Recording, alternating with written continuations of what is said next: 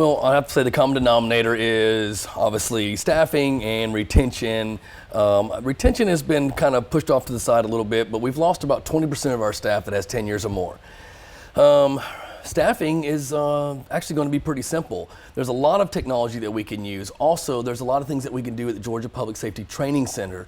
Some people, men and women, who go through Post Academy and sometimes self-funded or through grants, go across the stage and they are ready to go. All we have to do is show up and recruit, and we can do that and bring them to the Houston County Sheriff's Office where they go through the application process and they can simply go through an FTO program, and he or she and we can decide whether or not it's the suitable career for them. So that is one of the biggest things we can do, and it will be without taxpayer expense. So besides that, social media, we got to do a little bit more than just take photographs and say, hey, this is how much it pays for an hour. We have to make it more basically exciting and inviting, because we used to be the most sought after agency around, and it's just not so much anymore. So that's some of the things that I seek to do within my first 90 days. All right. Now, what data are you going to consider most heavily to make sure that Houston County is moving towards a safer community? That's a great question. What I have researched on FBI.org is that some of the things that we don't report are the crimes committed in Kathleen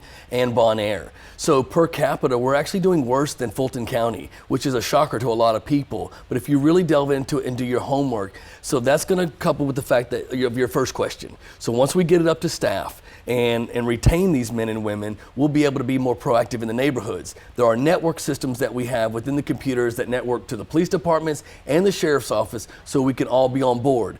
One thing that we need to do is we need to have quarterly meetings. So if I was the sheriff, my chief and I would meet with other chiefs and their designees and possibly even their mayors, and we need to have quarterly meetings so we can all be in communication. I think we can agree that number one attribute to most relationships is communication. So we can all stick together and find common pulse of what's going on in Houston County. All right. Now, how do you plan on making Houston County safer? Is it using that data, or what is your plan to make it a safer community? Well, let's just be honest. I mean, we need to staff up the sheriff's office. I know we're 11 or 12 short on patrol, 40 overall at the Houston County Sheriff's Office. You think collaboratively, if we can staff up the sheriff's office, there's going to be more men and women patrolling your neighborhoods, your businesses, and then through networking. I mean, just simply meeting and knowing what's going on in the city of Warner Robins, Perry, Centerville, and all of us being on the same page. One of the things I kind of is my catchphrase is bring back brotherhood. And basically it was, I knew the other officers and I knew the other deputies and I knew their families. And if we can literally have that relationship of camaraderie and community, and then establish our relationship with the citizens of Houston County, they're going to be more apt and proactive to give us information so we can be proactive versus reactive. All right. Now, 4 candidates in this race, what and why do you think that you're the best or most qualified for this position?